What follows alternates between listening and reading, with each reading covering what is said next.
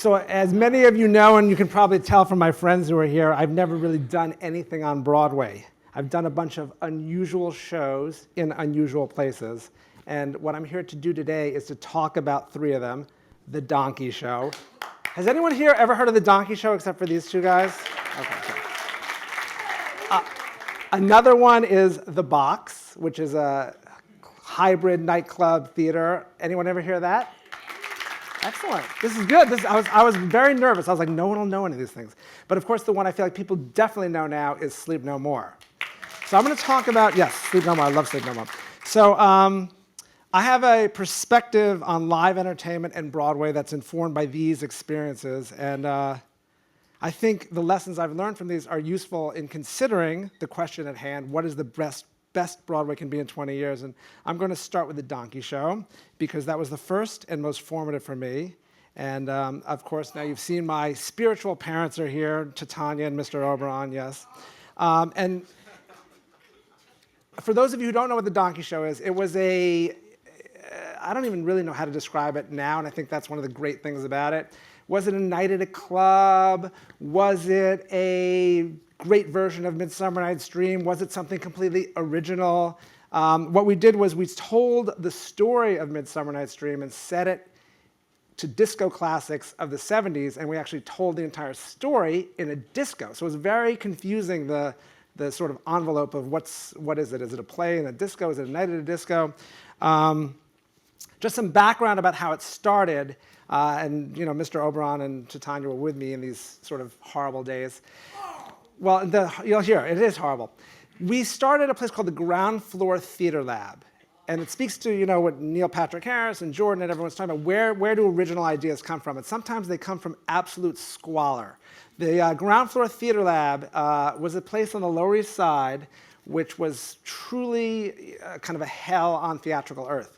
It was a place in an abandoned school that they had no idea what to do with, so they left it to the artists to figure out what to do with it.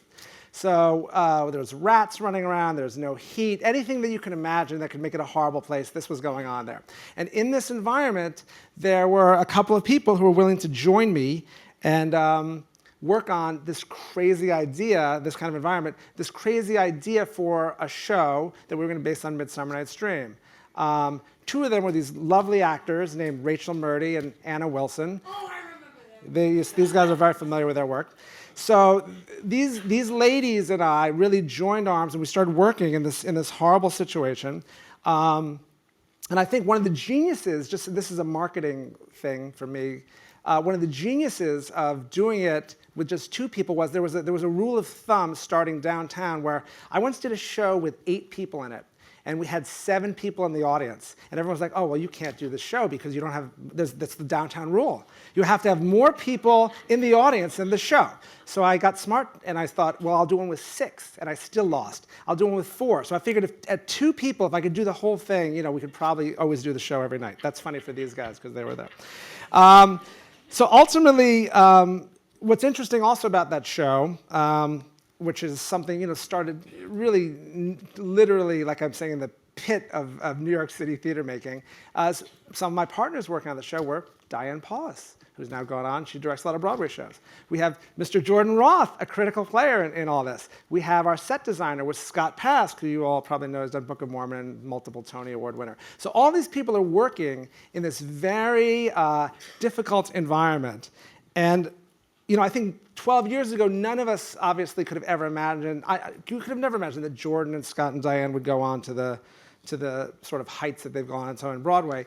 But I think what's interesting, out of this truly, you know, I keep dissing it, but this horrible situation, we created this show that took on a life of its own, and actually, you know, there were people who would imitate. I mean, it's kind of incredible because there were people like Mr. Ken Davenport, who you just saw, who would make a show called The Awesome 80s Prom based on this idea of this show that we created. So that's what I want to talk about, the idea of this show, this very original show.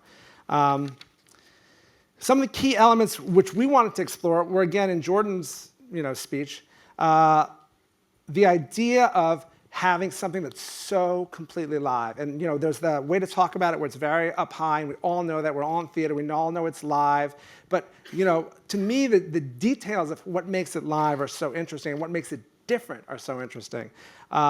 We always fantasized that this place we were creating was not just something that lived on stage. We were taking this idea of a show at a club, because it's a night at a club, the way we're telling Midsummer Night's Dream, and we're going to expand it all the way into the first experience of the show. So literally, you're coming to the show, and there's a line outside the theater, and it's not just a line, because there's a line to get in. There's a line because there's red ropes, and there's a guy at the door, and the guy at the door is saying to you, are you worthy to get in? You look nice, be careful in there, don't drink too much, dealing with you as if you're fully engaged in this world. In addition to that, we would have our friends, Mr. Oberon and Titania. Again, many times your greatest discoveries are just situations where the situation calls for these guys to have a dressing room. These guys, there was no dressing room in this horrible little place we were doing the show. So we were like, where are they going to go? We put them at a restaurant a block and a half away. So that's where they would get dressed. So what they would do when they would enter the club was do a parade down the street. Now, you all have seen these guys tonight, and they make a large impact when they walk down the street. So they're just walking down the street, and in a way, that was an integral part of the show because it was about them coming and fighting and showing their characters, but in a way, that also was the best marketing. So that's one of the things I loved about that show and about how do we make a show successful? We sort of marry marketing, the show, keeping it all very integrated. And that's obviously going to be a theme in what I'm going to talk about in terms of the box and Sleep No More as well. I think another thing that this show did that was interesting was as soon as you came in, there were no seats. And people who saw the show, it's not surprising now that there were no seats, but when people didn't know about the show, they would be shocked. They would come in and be like, where's the seats? And they literally would sit on the floor. Like some of the first shows we did, people just sit down on the floor because it was so unusual. Then the idea that this whole thing's happening all around you in 360 degrees. At that time, this is 12 years ago, that was unbelievably exciting for people. They had no idea. It broke their expectations. Again, it was this idea of something truly different. And there's a lot of words for different, but different is my favorite word. Whether different is new or original or all these different words, different is what I'm always striving for in my shows. So I alluded to the whole marketing, because the marketing became a huge part of this project. And again, it was the key to it was that the marketing so aligned with the experience of the show. So when you go to a nightclub, and I assume some of you people go to nightclubs as well as theater, you basically can start to know the people there. The way it's in Cheers, everyone knows your name. You go to a nightclub enough times, everyone knows your name. So we actually created an idea of the guy at the door who starts to recognize people. They're VIPs because people want to come back and bring their friends. And then we would do things to help foster that kind of relationship. We would say, hey, if you're a VIP, come back, we'll let you in for free, or we'll give you free drinks. All the sort of things that happen at a normal nightclub. But again, it was how the actual product and the marketing and the experience, all of those things, the more they're tightly wound, that's to me when I get excited about doing a show, is when I see all those things coming together. An interesting thing also about Donkey Show, and something that's been critical for everything I've done, and I think again speaks to something for Broadway, is people want to be fans of something. They want to see something new, and they want to be the first one to tell their friends. This is just the most basic human need and sort of social interaction. So you've got a guy like Damien, from Situation Interactive. I'm sure he could speak much better about this. I just have an instinctive feeling for this, and I also have experience doing it, and it's truly my deepest desire is how do you create something that people want to tell their friends? Because that's when I'm happiest, when I see a show and I'm like, that was amazing, and I have to grab people and be like, I saw the most amazing thing, and not only is it amazing, but I want to take you there and come back again. Again, that kind of repeat thing, which is fostered in this whole VIP concept, that was so critical for Donkey Show. So another thing that was great for Donkey Show, and the reason it turned over and ended up lasting as many years as it did, was because it got affiliated with sort of natural social interaction, specifically the dreaded bachelorette party. The Donkey Show, for us, we created downtown. We thought we were doing the most sophisticated, edgy, theatrical, complicated thing, again, working with the rats. And then it turns into something that we would have had no idea it could have ever become. The dream place for your bachelorette party. So we had bachelorettes by the hundreds going there, and I'm also a guy. It would make me very nervous. I would always talk about this with these guys. They'd be the bachelorette parties and the ladies with the, penis water squirters and, penis sippy cups and all this stuff. I'm like, what is going on here? But you know something? Again, sometimes you create something, and it's about how does it interact with the world? And sometimes you can have surprising answers. And that's one of the key things, again, about the Donkey Show, is because it was created on such a shoestring, in a place where there's no unions, there's no rules, you could sort of be very nimble and just follow this project wherever it went. And the project led itself into this strange world of bachelorettes. And honestly, that show would have never died, because bachelorettes come every year. It's an ever-renewing crop of people. And it got to the point, actually, with Donkey Show, where it became a personal rite of passage for families, where a woman would say, my sister had her bachelorette party here, so I want to have my bachelorette party. It became, again, part of the social fabric of people's lives. And in a way, Broadway has that going for it already. Like, people want to go to Broadway because their parents took them there, and they remember going there with their grandparents as a kid, or they remember a feeling they had over the holidays when they came as a when they came as a tourist. But I feel like as much as we can always remember that idea of being a part of the social fabric of a person's life, the more we can integrate that essentially into a show. And look, with Donkey Show, at the end of the day, we were lucky. But the more you can know that, again, the more you're creating something that is special and I think works economically. And the reason it works economically is because people genuinely need it. Genuinely satisfies a human need. So, one final thing I want to say about Donkey Show is the key for me, from a business standpoint, and why I really say it would never close, is not so much because of the bachelorettes. It's because at the end of the day, it was a very progressive venue arrangement. And I would always say this, and I really have no idea what I'm talking about because I'm not a business guy at all, but I would say this is a real estate play. Doing this show in a nightclub is a real estate play. And I didn't know what I was talking about. I still don't know what I'm talking about. But the basic idea is every nightclub is empty till 11 o'clock at night. And they're sitting there, these nightclubs, with sound equipment, thousands of dollars of sound equipment, incredible sound equipment that you would die for, sound equipment that blows, any theater away. They're there with lights, incredible lights, state-of-the-art, moving lights, all this stuff. And I was like, wow, this is amazing. And I would go to the owners of various clubs, and Donkey Show being like the big sort of hit show I had that lasted for a long time in a club, but I worked in other clubs. And I would say, can I have your club from 8 to 11? And they would be thrilled, absolutely thrilled. So I think because I was suddenly opening up a whole new business for them. Any dollar I made was $1 more than they were making before. So I think that's something that always upset me about Broadway. And I remember I talked about this with Jordan when he first was doing J.J. Jameson. I was like, all these theaters sit here, they're so beautiful, and from 8 to 11, they're kind of the opposite of the nightlife world. They're busy. But what happens from 11 till 4 in the morning? What happened before 8 o'clock? Why can't we get more revenue and more things going on there? Because the more people make money, the more they'll want to invest in shows. The more they want to invest in shows, the more people can try different things and take risks.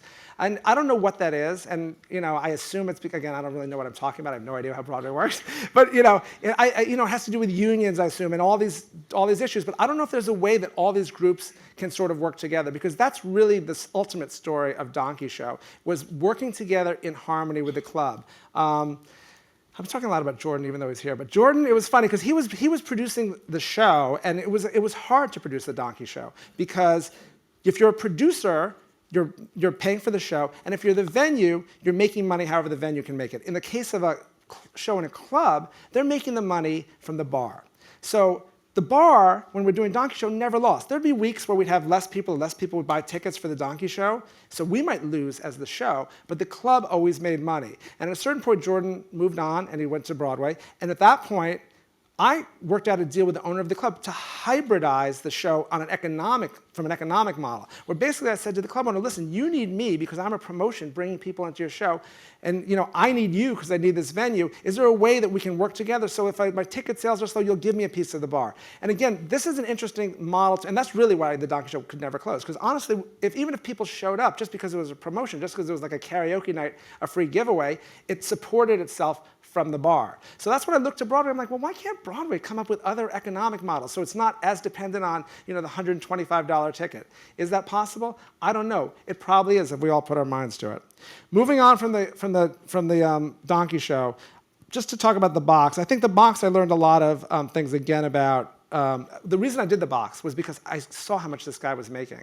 at the Donkey Show at the bar, and I was like, I want to own part of the bar. So I had this idea, like, let's do a club, and I'll get to own the bar, and then I'm going to use the bar to support the most outrageous acts a person could imagine. I don't know if you guys have ever heard of the acts that go onto the box. They're truly outrageous. They're the most downtown acts. They're acts that would be happening at these places like the ground floor theater lab, where people are giving it away. But suddenly, by framing it properly, we turned it into an event where the most elite people want to come. And not only that, they want to spend the most elite amounts of money to be there. And again, it's framing and positioning, and people enjoy the box because it's framed high, not even realizing that these acts they're seeing, you could go downtown and see the same act and pay, $10, $5, or they're begging you to get in. So it's like, to me, Broadway, there's a way to frame things also that I think is interesting, that can make things seem more elite, and you can get higher ticket prices, and obviously that happens in theater when you have a sold-out show. That's one of the principal ways to do it. But the idea of